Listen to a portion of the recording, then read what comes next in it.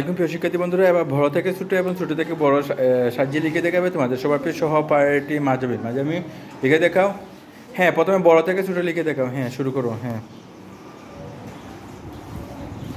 হ্যাঁ লিখো, বড় কত হবে লিখো। হ্যাঁ, গুড। হ্যাঁ, ধন্যবাদ। তারপরে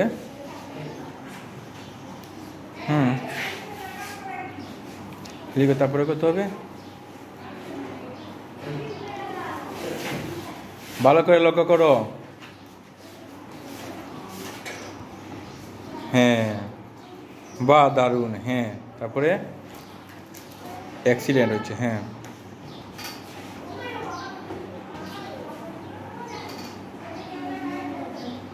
হ্যাঁ, ওকে। হ্যাঁ, তারপরে লিখো। এগুলো লিখে নিছো।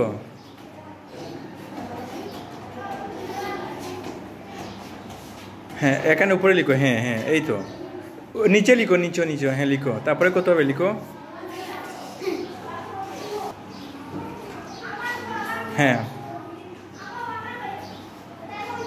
তারপরটা লিখো। হ্যাঁ, দুটো লিখো।